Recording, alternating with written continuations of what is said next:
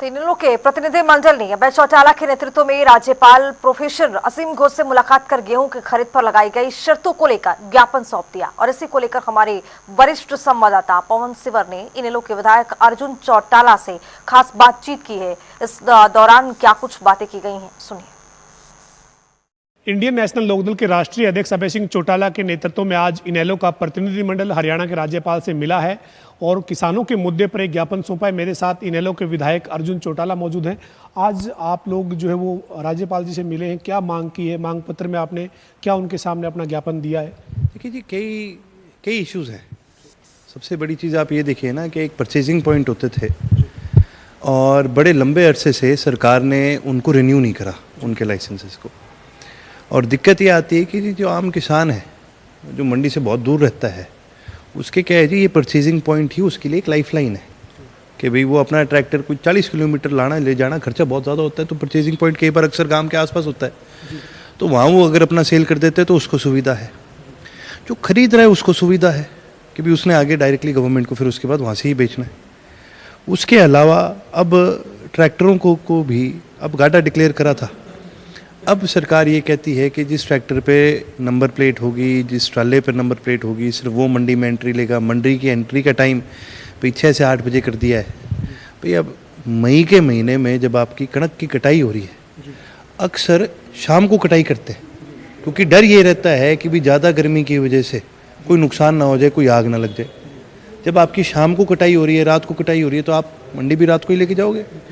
तो भाई पहले जब मंडी आपकी 24 घंटे खुली थी, अब बंद क्यों कर रहे हैं इसको?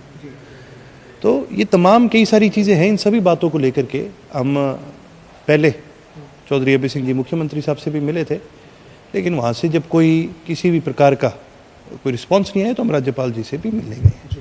राज्यपाल जी ने क्या आश्वासन दिया है सर? चाहे वो सरसों की खरीद शुरू करने की बात हो या फिर आपने जो फोकल खरीद केंद्र दोबारा शुरू करने की बात की है, उनको लेकर उनका क्या आश्वासन है सर? देखिए जी, राज्यपाल जी के साथ बड़ी लंबी चर्चा हुई इस बारे में और पूरे विस्तार से उन्होंने इस इशू को समझा और ये आश्वासन दिया है कि भाई मैं हर हाल में चाहे मुख्यमंत्री से चाहे प्रशासन से बात करनी हो, मैं करके इसको परस्यू करने का काम करूँगा। इसके अलावा आज हरियाणा के मुख्यमंत्री नायब सिंह सैनी चंडीगढ़ में सुबह प्रेस कॉन्फ्रेंस कर रहे थे।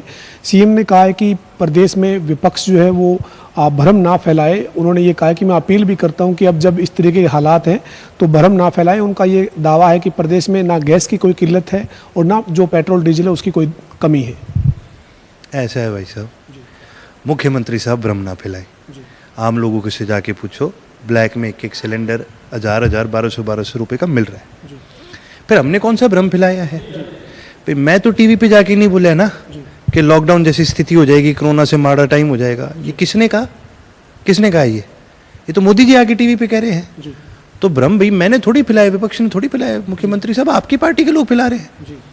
और फिर अगर आप अलग से चल करके स्पष्टीकरण दे रहे हो तो दिक्कत तो है। देखिए, मैं तो आपके माध्यम से सरकार को एक चीज़ बोलना चाहूँगा, ये एक बड़ा क्राइसिस है। ये ना सोचें कि भाई आपके बारे में क्या कहा जाएगा या क्या करा जाएगा। आपकी एक जिम्मेवारी है, ऐसे क्राइसिस में आप सही तरीके से काम करें और मेक श्योर करें कि भाई आम जनता तक गैस भी पहुँचे, तेल भी पहुँचे, उनको सुविधा में किसी प्रकार का नुकसान ना हो। भ्रम तो ये फैलाने का काम करें। एक तरफ लोगों को डराते भी हैं और दूसरी तरफ फिर कहते कि नहीं हम देख लेंगे। भाई किस बात का डरा रहे हो आप?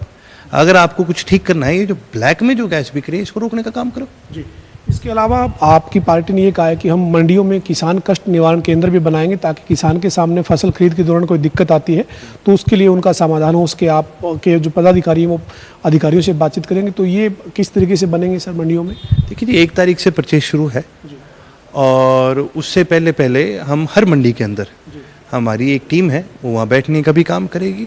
किसी भी किसान साथी को, किसी भी भाई को, किसी भी तरह के चाहे सेलिंग पॉइंट पर हो, चाहे किसी भी तरह के उनको कोई भी दिक्कत हो, तो एक तरह के हमारे वॉलंटियर साथी है जो वहाँ रह करके उनकी मदद करने का काम करेंगे। इसके अलावा एक सवाल ये है सर कि जनता टीवी का एक खास कार्यक्रम है जो आपका भी आपके विधानसभा क्षेत्र में हुआ था, महारा विधायक महारी चौपाल।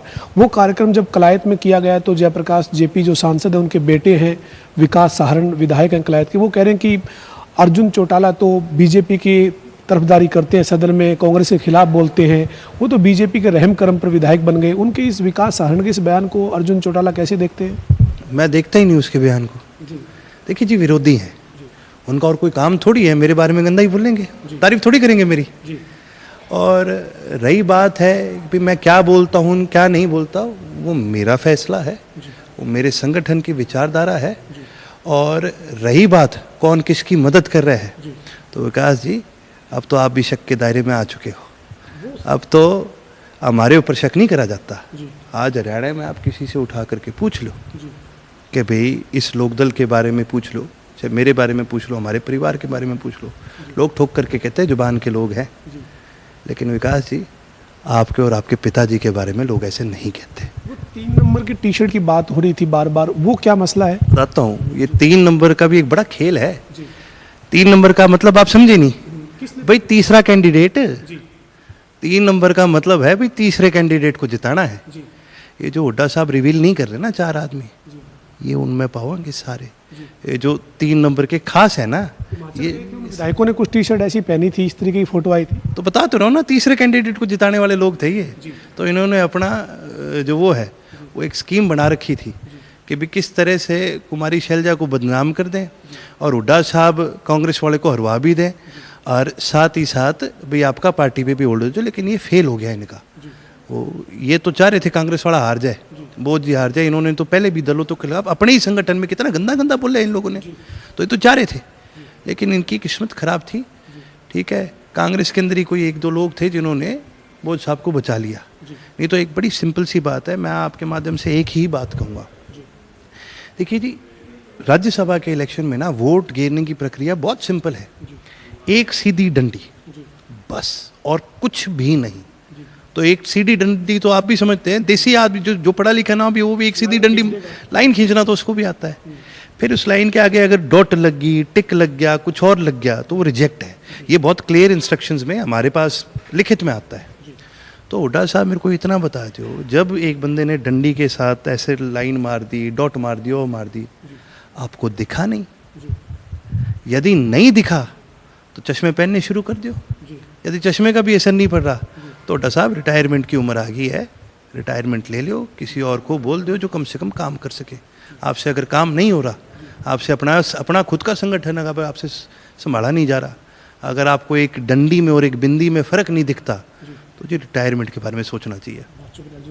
हमारे साथ इंडियन नेशनल लोकदल के विधायक अर्जुन चौटाला थे, जो कह रहे हैं कि किसानों की जो दिक्कतें हैं मंडियों में, उसको लेकर जो है वो आज राज्यपाल को ज्ञापन दिया है, और राज्यपाल ने आश्वासन दिया कि वो सरकार से बातचीत करके इस मसले पर हल जो है वो जल्द निकालने की बात की जाएगी। वीडियो जर्नलिस्ट विजेंद्र के साथ पवन सिंह और जनता टीवी, चंडीगढ़।